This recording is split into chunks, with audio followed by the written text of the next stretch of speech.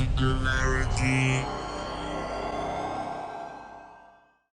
My name is Nicola, and you're watching Singularity FM, the place where we interview the future. Today, my guest on the show is someone you might recognize, Mr. Bill Nye, the science guy. Yes. Bill. Blow it up. It's been 2 years I've been waiting to do this with you, man. Thank you so much. Great. Good. Thank you so much. So, let me ask you this. I grew up behind the Iron Curtain in Bulgaria, so I never actually had the pleasure and the chance to watch your show when I was growing up as a kid. So let's assume a portion of my audience never did that too. If I were to ask you to introduce your own self in your own couple of words, who is Bill Nye? Science educator, mechanical engineer for 20 years in aerospace. Now I want to get people to become scientifically literate, to solve the world's three big problems: clean water, renewable, reliable electricity for everyone, and access to the internet, or whatever the future of electronic information worldwide is called. Let's go. Very interesting. We're going to get to those big problems, but before that, I want to talk a little bit more about you. And is there any sort of difference between the science guy and the actual Bill Nye? Yes. If you watch the Science Guy show, have you ever seen a kung fu movie? Yes. So he moves his hands and it doesn't happen in real life. It doesn't. And is there one thing that the real Bill Nye is different from the science guy that you can share with us? Yeah, so when I sip water, I don't always spit it out. The Science Guy, a lot of times, will spit it out. No, I mean, the Science Guy was a show for kids, and I am a performer, and I performed that show. Yeah. But now the show exists, 100 shows, people watch it. I was in London, was about a month ago, and people watch the show in London, teenagers, elementary kids, people 8, 10 years old are watching it. So I don't need to make those shows anymore. They still exist. Now I'm doing this other thing to get people excited about science. And I've been binging on those, by the way, so I watched almost the whole season of Bill Nye Saves the World. Oh, really? On Netflix. Love you, man. And then I watched the fantastic upcoming documentary that we're all here for. You've seen that? I've seen it twice, actually, produced by our friends Jason Sussberg and David Alvarado. Yeah. Great job. And Kate McLean and Nick Pampinello. And a whole other team behind that, of course. However, let me ask you this. In that movie, you say that all you're trying to do is you're just trying to play the hand you were dealt. That's right. What does that mean? So first of all, I was born a guy of European descent in the U.S. Where from? What European descent? Denmark and France. Interesting, okay. My grandmother was French. She was an immigrant. Very cool. But the Nyes, or Nye, came from Denmark in the 1600s, in the 17th century. So. Wow. What am I going to do? I was born here, born in the U.S., so I grew up with this tradition of academic achievement in my family, and I came of age during the space program. So I'm, of course, excited about science. Then when I saw the United States produce the Ford Pinto car, the Chevy Vega, took the solar panels off the roof of the White House because the guy just didn't believe in this sort of hippie energy or something. Yeah. And then the United States eschewed or set aside or stopped teaching the metric system. And I just went, this is not the future. This is bad news. And so I wanted to have a show about kids so that we'd have a generation of scientifically literate people someday. But why do you think that's your burden? Why do you think it's you who has to step up to the plate and be it save the world or promote science and show people the importance of science? Well, you do a radio show, a podcast. Yeah. Why do you do that? I do it. You like to perform. You're a performer. You're interested in people. Okay, so same deal. I like to perform. I did stand-up comedy for a while, or I tried to. And wow. So it's a convergence of my interests of performing, trying to be funny, and science. What's not to love? So what's the priority, saving the world or trying to be funny and performing? And is there any tension between the TV personality and the scientist. Is there a price to be paid for that celebrity? Well, the price for celebrity these days is lack of privacy. That is a price. But does it hurt you as a scientist or as a person on a mission, as you seem to be? It's a distraction, yeah. It's distracting. Yeah. But that aside, I want to use humor and entertainment to get people excited about science. Yes. Now, I had done some engineering. I designed some parts on some airplanes. Yep. That anybody with reasonable skills could design, but I'm proud of them. I was there, I did the job, and I have written some jokes that I'm proud of, or some bits, some comedy bits. So I want to combine these things for me. It's something that I enjoy doing. I mean, if we're saving the world, we might as well have some fun and yes. have some humor on the way doing it. Well, plus, humor engages people like nothing Absolutely. else. Humor disarms people and gets them to buy in, as we say, much more readily than anything else. Absolutely. You see, I've done 30 interviews with some of the smartest people around the world. Well, what am I doing here? And, well, there's a very good reasons why you're here, but the question then is, one of the observations I've had is, and you feel free to agree or disagree with me, is that emotion eats logic for breakfast every time. In other words, even the smartest people are first and foremost emotional and only then logical or even scientific. That's right, yeah. And plus, we all respond to stories, if I understand what you're driving at. Yes. And so stories are emotional. They evoke emotion. Exactly. But since Aesop's time, we've been telling stories to teach a lesson or a moral. That's right. That's not a bad thing. It's a thing. So, Bill, you're a scientist who's trying to save the world. How are you going to measure success? Scientists are all about quantifying things and measuring. So what's your litmus test? How do we know if Bill Nye has succeeded or failed? Okay. We'll see if we do produce all our electricity in North America renewably by 2050. That would be success. So that's your benchmark, 2050? So we want to get 80% by 2030, or 2035, and then 100% about that much time again, another 15, 20 years. And I'm not saying that I would be single-handedly responsible, but I wouldn't have to do much more if we were able to achieve that. And how would you know if you failed? We don't. We don't get renewable energy. We continue to excavate the tar sands, and the world's population continues to increase, and the standard of living of women and girls, it does not increase. Some people in White Houses talk about this oxymoron of clean coal. No, clean coal is just not clean. Now, you can't burn coal. We have to stop burning coal. We have to stop burning tar sand, synthetic oil. We have to stop it. So everybody, my grandfather went into World War I on a horse. He rode a horse into battle at night around trenches, and he lived through it, which enabled me to be here. Yeah, that's incredible. But nobody goes into battle on a horse. Everything has changed completely. Yeah. So let's change everything. Don't come whining at me, we can't change. In big cities like New York and Toronto, enormous concern about horse manure at the turn of the last century. Yeah. You see pictures that was shin deep, knee deep in some places, of horse manure.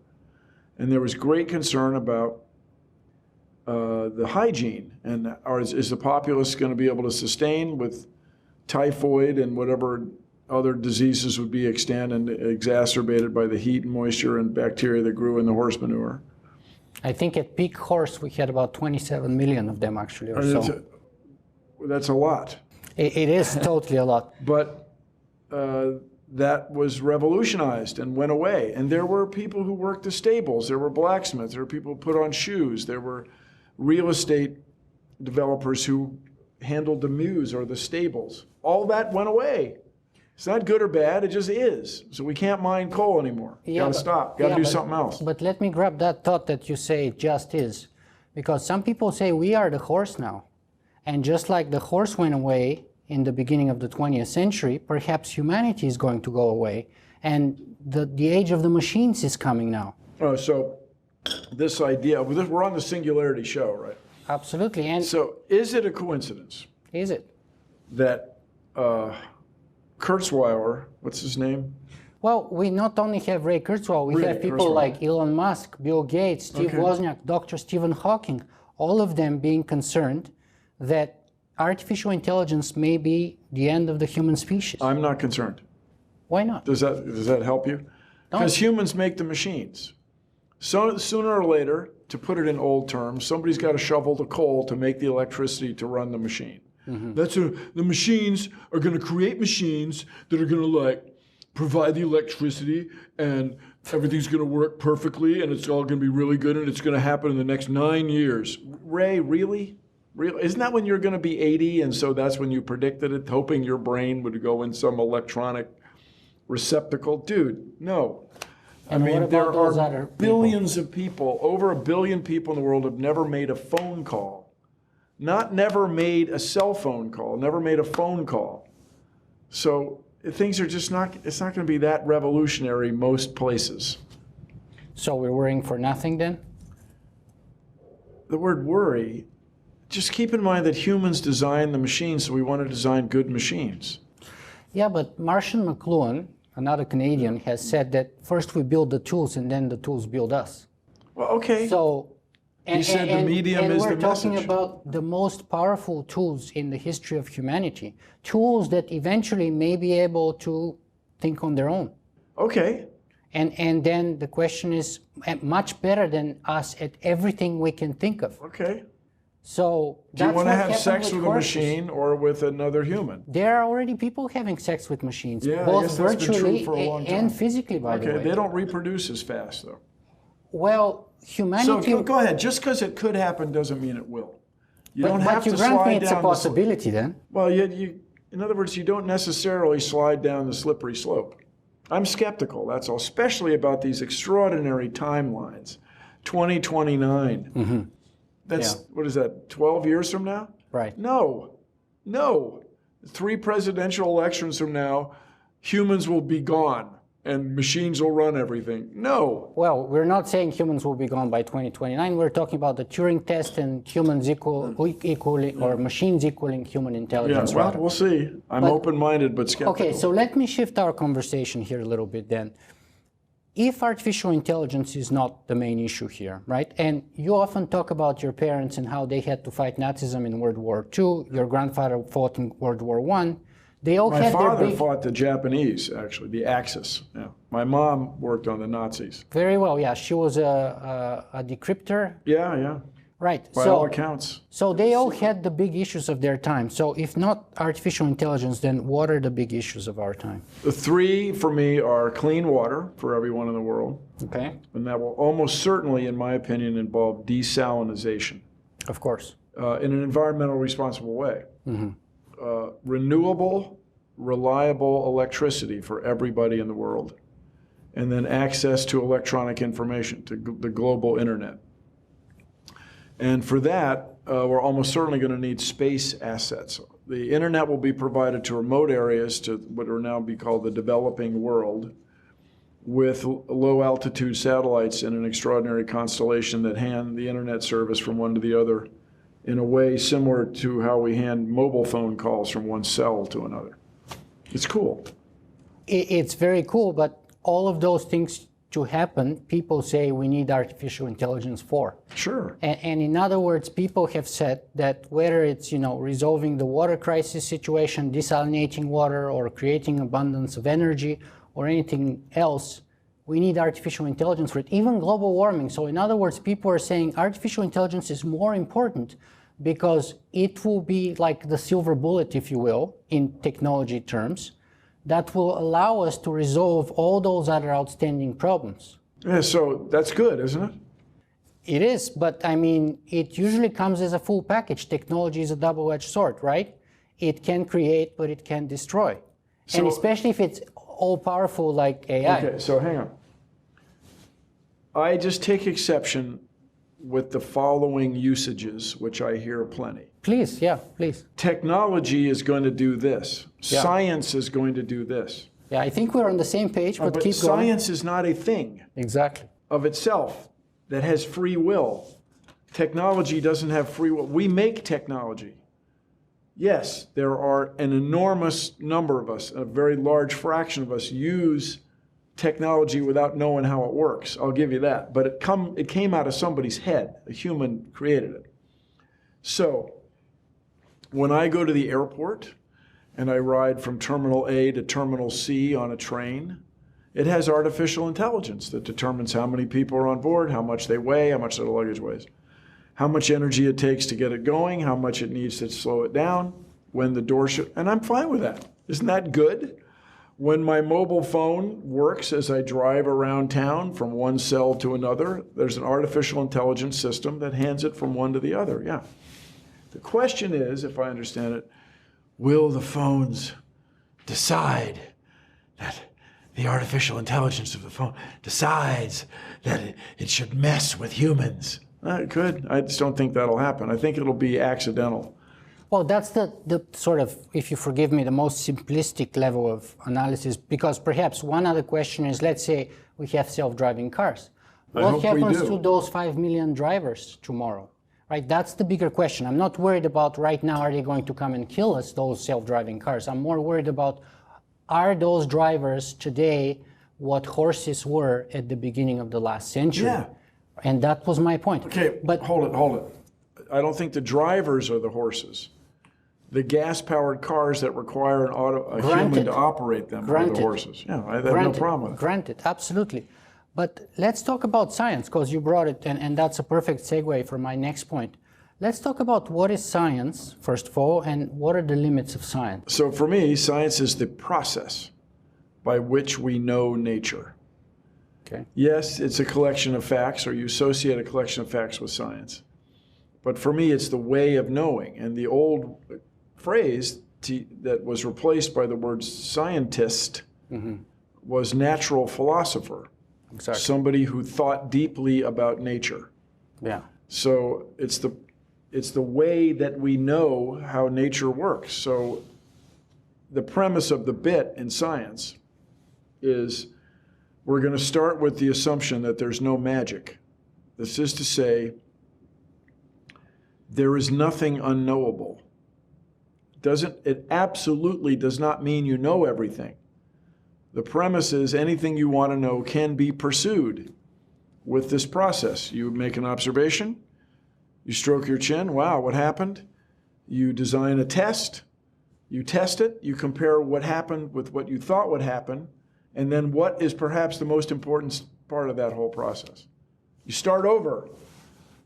You start with a hypothesis, you make a prediction, you make a test, and if it confirms or denies it, now, when we run up against a wall and find that there is magic, okay, bring it on. Yeah. But so far, we haven't come close to that. In fact, the exact opposite or reciprocal has happened in every claim of the paranormal or magic or woo-woo.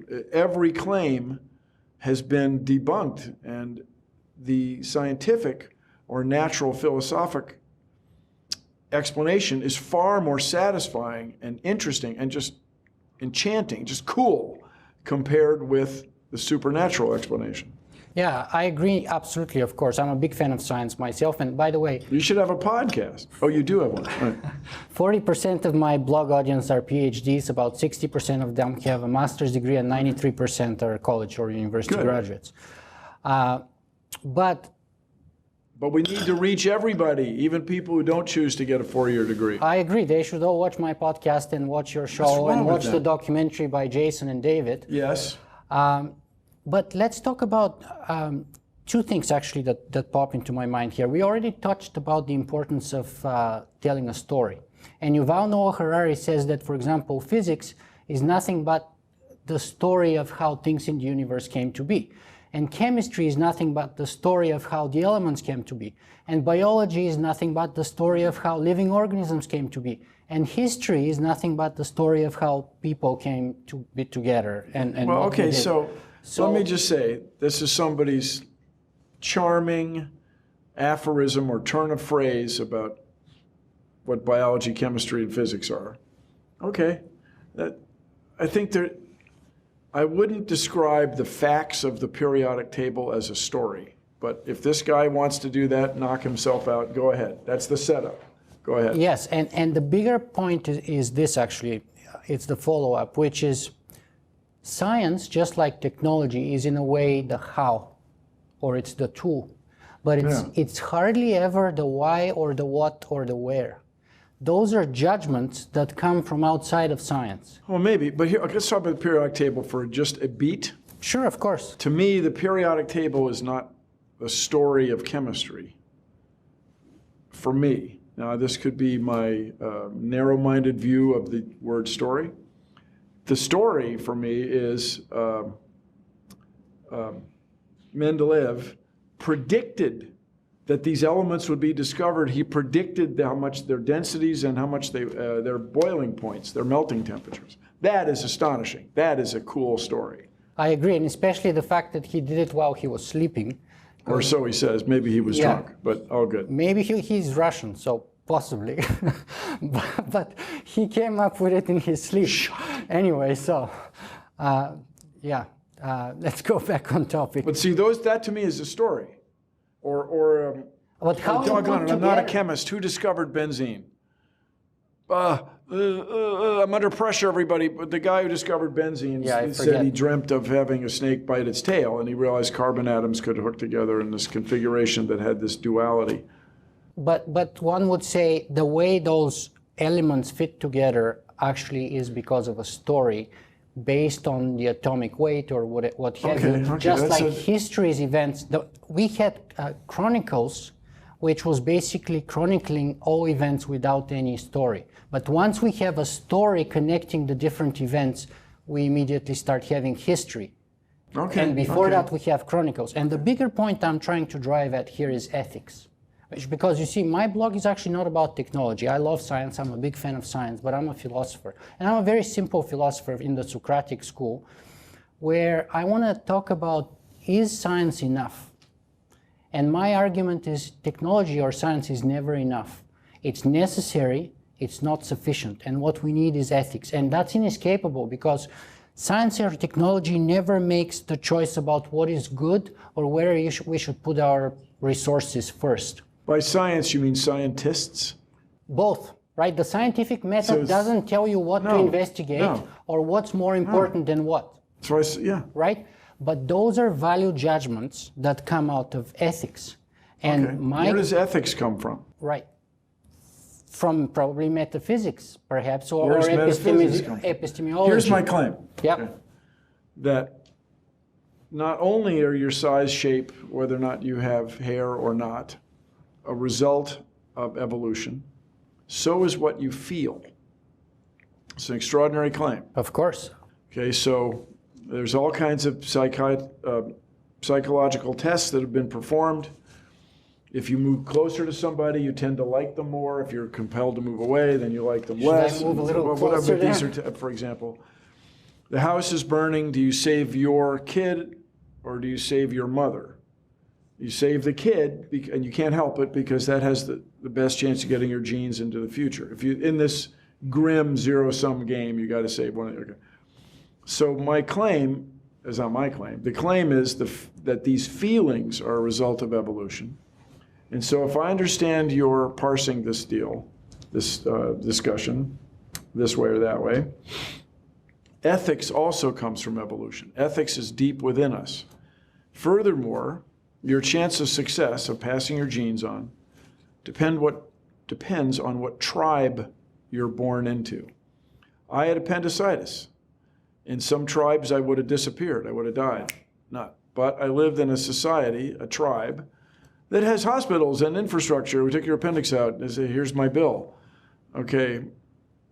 Similarly, I claim that a tribe that has a sophisticated set of laws that has come from debate, philosophical discussion about ethics, has a better chance of passing its genes on than tribes that don't. And that's my point, kind of, I'm driving at, but I would go even further in that. Even further, bring it on, I Nicholas. would say it doesn't stem from evolution because true ethics would be one going above and beyond the urges of evolution or biology or spreading your gene pool or however you want to put it. In fact, true ethics comes in a moment where you get to do what's the right thing, even when it's against your evolutionary survival or against your personal interest. Well, we can talk about one of my favorite guys, Socrates, for example. Okay. He had the chance to run away. He had the chance to walk and live abroad. But he decided to drink the hemlock poison and he died, right? For him, that was not the best thing, obviously. Why? But it was the right thing to do. But we're still talking about it.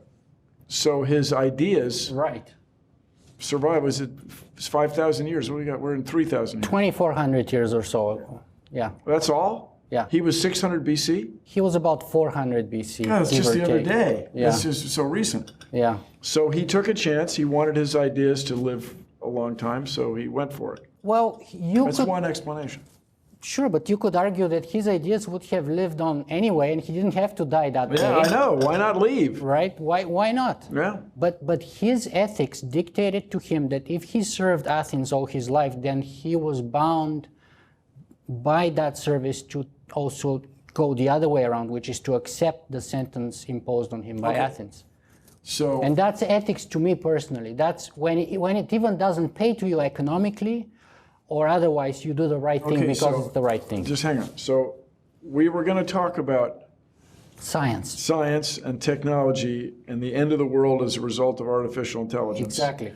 Now we're talking about Socrates ending his own life for some reason that he thought was valuable. Yeah, because my hypothesis is, and I want to get your take on this, that it's the ethics that makes the difference. Whether you're going to make a nuclear bomb or you're going to make a nuclear power plant.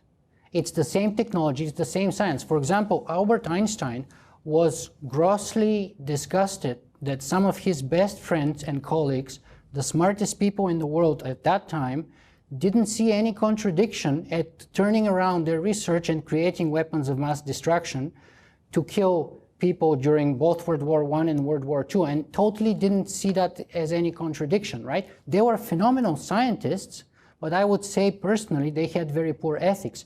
And in my claim, furthermore, it's that thing that makes the difference whether we would survive or not as a civilization. All right, hang on. So let's hear Bill Nye on this. So my mother was graduated from college in 1942 in Baltimore, Maryland.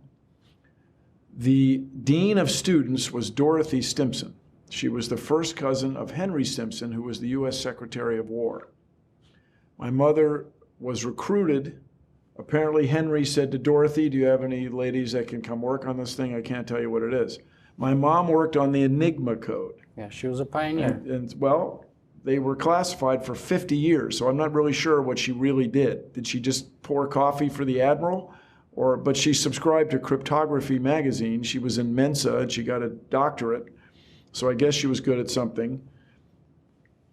But she told us, look, everybody, at that time in 1945, there was no discussion about was it ethical to drop this huge weapon on strangers in Japan. People in the Allies and U.S. especially, were terrified of Japanese military. They had these soldiers, Japanese soldiers, had a reputation for fighting to the death, never surrendering. Yeah. And I remember delivering the Washington Post. The Code of Bushido. In 1964, where a guy was on an island, a Japanese soldier, held the faith. After the war was over, still waiting, still living off the land in a tropical paradise, living off the resources of a jungle, waiting for word to whether or not to continue fighting the war. So my mother said, there was none of this ethic, was it the right thing? Drop it. Do you have another one? Drop another one. Like, get it over with. Because nobody wanted to send 1 million people into the islands of Japan to try to finish this thing off. So it's better if we kill, let's say, 300,000 with 2 bombs? In other words, it wasn't clear that it was necessarily wrong. These people were desperate. My mother's generation were terrified. And the Japanese people were the soldiers of the military, was very motivated. It wasn't a question of whether it was the right thing to do. What? Do you buy that argument yourself? Well, I'm presenting it.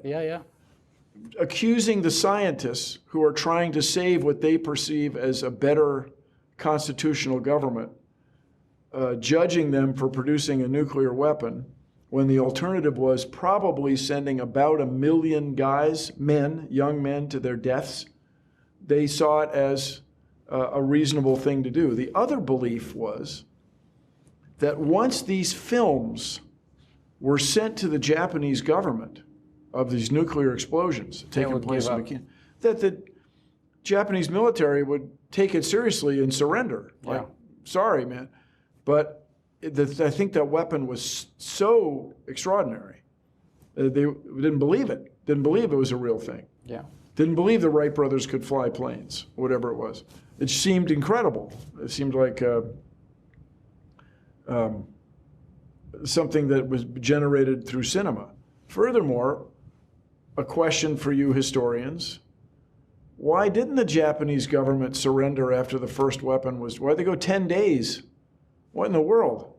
So, in other words, in that one case, for me, my personal experience, it's not so clear cut that they were doing the wrong thing by making these weapons. So, one day, I'm walking down the street, minding my own business, sitting at my drawing board. And we were working on a navigation system for business jets. And this is going to be inertial navigation before global positioning was trusted or allowed for commercial aircraft. And it was going to be 1/3 the size of the competitive product already on the market. So one day, my boss comes to me and says, "Will this fit in a Tomahawk cruise missile?" So that's the value judgment I'm talking about. Okay, so I'm at a drawing board, which is how it was done in those days before electronic. Let's see if it fits. I laid it out with what we used to call a scale. It's like a very precise ruler. Compasses and things to within 20 thousandths of an inch. And I said, yeah, it'll fit. So, did I do the wrong thing? Should I have thrown down my lead holder? They're not called pencils. Should I have thrown it down and stormed out of the office and quit? Or should I, as a U.S. citizen, ask, will this fit? Yeah, it'll fit. And did that become a bargaining chip for our company to motivate Boeing to make cruise missiles, which enabled several presidents to have a standoff military presence? Okay. It's not so clear cut, that's all I'm saying. I didn't throw down my pencil. It took me all week, and it would fit. And I'm not presuming to judge anybody else's ethics. All I'm saying is that it always comes to play at the most important moment. So for me, for example, it's disappointing that people didn't consider the ethical implications before throwing 2 bombs and killing 300,000 people. Okay, but... And today, knowing what we're capable of, and having the power we have to destroy the Earth multiple times over, I hope we have better forethought to consider the implications of our actions. With that said, learning from history, I'm right there with you. Nobody needs nuclear weapons. That's the lesson we could learn from this. Nobody needs them. In fact, does anybody really need weapons at all? Like, wow, dude, like, let's all just, be friends. Okay, and we hope to get to that. So my claim for you to evaluate is if we had clean water, reliable, renewable electricity, and access to the internet for everybody in the world, there would be less conflict. People would have less to fight about. Would they get to everybody if we had those things? Because you could say, right now, we have enough clean water, and we have enough food for everybody, and we have enough technology to build houses to house the whole population, and yet we have 1 billion people starving, we have 2 billion people not reaching fresh water. We have everything with the present day technology for those people to get everything they need to get right now. So it's not a technological problem. Precisely. Yeah. Right? And that's it's a supply chain management problem. Furthermore, it's a problem about governments, right? What is important to people? If you have a dictator that wants a big palace instead of feeding his populace, that's bad. But that's bad and that's good. Those judgments are exactly where ethics comes in. So where does ethics come from? Right, and That's as I where said, we're backing up metaphysics on. or epistemology, right? That's my claim, depending on where you start from. So if you start from the Bible, your ethics will derive from the Bible because both your metaphysics and your epistemology would derive from that book. Like scientific guys like you and me, they would not start from the Bible, hopefully, and we would have a better place to start with, but it doesn't mean we're going to end in the... Okay, here's the problem, though. People who start with the Bible think it's not a better place. They think you're wrong. Exactly, and that's where the power of humor comes to play, because we can break through those fortresses where we fail with logic. With humor, we can break through, because an emotion and music are things that are so powerful. The movies that your friends David and Jason made. Most important movie ever made, I think you could make a strong argument. I agree, and their previous movie, The Immortalist, was fantastic too. I was a big fan. But hold it. So where do ethics come from? If I may, as the interviewee, ask the interviewer. I'm saying ethics have emerged through human experience through centuries or millennia, and tribes that are. You're giving us the evolutionary amoral. Biology argument. Yes. Well, I claim it's a strong one. Because for sure. But is it the only one? Because the stories that bind us are more powerful than the biology. Okay, well, so back to the premise of science, as I understand it. Okay. The premise in science is there is no magic. There is nothing unknowable. We agree. There is no, as far as we can tell, absolute truth outside of us, with the exception, the enormous exceptions of what we call in physics or science natural laws. So there is, if you're a fish of reasonable size, if you're this long, most of what you eat are other fish. Almost all of what you eat are other fish. You have to go way down the fish food pyramid to get to fish that have a plant-based diet. Are those unethical fish? Let me give you a counterexample, though. I get exactly what you're going after, but think about it this way. If you go to a chimpanzee and you tell to the chimpanzee, give me this banana and you're going to go to chimpanzee heaven, the chimpanzee would never give you the banana. How do you know? If you go, because first they don't have the concept of heaven. Second, they would not be so silly ever to give you something they have in their hand for something that they can't see, smell, or touch. But if you go to a human being and you tell them, not only give me that banana, but die for me, kill for me, move your house for me, do anything else you want for me, and you would go in heaven, many people across our planet will do it. That's the power, and against their biological incentives. Okay, let me try this. And that's the power of narratives that I'm trying to get at. Okay, let me and that's ask you why this. movies are so important, that's why books are so important, that's why hopefully podcasts are important too, and what you do. So let me ask you this. When I go to the zoo, which happens from time to time, there's a bonobo, there's a gorilla sitting there. Yeah. And there's one guy who was at the Seattle Zoo, the Woodland Park Zoo, and he would just look at you. His name's Vip. Is that the guy throwing stones at people? No. There was one guy like that. But he's just looking at you. Okay. And he's thinking something. Okay. And I think he's thinking, dude, what is this? You are skinny, you have no hair, and yet you losers out there have me in here. Like, what? What has happened? Yeah. I could break you, I could tear you limb from limb. Absolutely. And I'm a vegetarian. I'm not even going to do that. But he's thinking it. So what I'm into right now, for you to consider, is there's a gradient of consciousness. There's a gradient of self-awareness, a gradient of awareness of others, and a gradient of empathy, or what others need. And starting with primates, that's where I really began thinking about it. But so, would you then, you use the term, some people would give up everything and go to heaven. Do you think there's a gradient of ethics, that certain human populations, certain societies are more ethically advanced than others? I would not go to the degree to say that. I wouldn't use the word advanced. I would use the spectrum.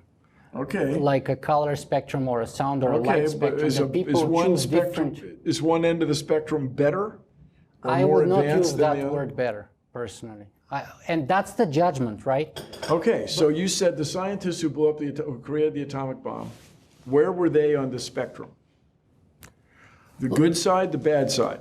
Well, Oppenheimer changed his mind, so he became a pacifist, for example. Okay. So I'm not here to tell other people what to think. My point is to be a Socrates. So if I've done my job right, hopefully, I would at best be a midwife to people giving birth to their own ideas.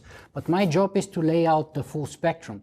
And then my audience picks what they want to associate with and what they want to do. And I'm not here to teach them or tell them But anything. you're telling me that ethics are important. Yes. Okay. Were the people who worked on the atomic bomb, who did not become pacifists, were they unethical? I personally would not call them unethical. If you're asking for my personal opinion, I would say that they lacked forethought in many of the consequences or understanding of how powerful a change they are able so to do. was my mother unethical for enabling the sinking of No, enemy submarines? no. Was she unethical for thinking that dropping the nuclear weapon to avoid having millions of Allied soldiers die, was she unethical? No, I wouldn't call them unethical. I would say that I hope they consider their implication. And that, by the way, it happens, I think, often for scientists tangled in the details of the science, often don't look at the big picture quite often, which is why, for example, the science working on microprocessors always think that they're never going to make the next step of Moore's law, and it's lasted for 35 years or so. We have some debate whether it's continuing or failing right now, but the people in the nitty-gritty are always enmeshed so deeply in it that it's hard to zoom out and look at the big picture. I think that my scientist friends, I think, are deeply thoughtful, very thoughtful, more thoughtful than other people I associate with. I agree with that, Okay. and unfortunately, we're running out of time. That's cool. This has been fun. So we haven't solved the ethical question of the universe? Doggone it. We haven't, but let me ask you, from your point of view, the one last and most important thing, perhaps, that you'd like our viewers and listeners to take away from this conversation with Bill Nye, the science guy today, what would that be? Thinking deeply is good. Discussing things like ethics is good. Furthermore, we can solve the world's problems. We can feed the world's billions. We can have clean water, reliable, renewable electricity, and access to worldwide information for everybody, and raise the standard of living of women and girls so the world's population slowly decreases, population slowly decreases over the coming centuries, and increase the quality of life for everybody in the world. Let's go. We can do this. I couldn't disagree with that. Bill Nye. Thank you, Nick. The science guy. Or should we do...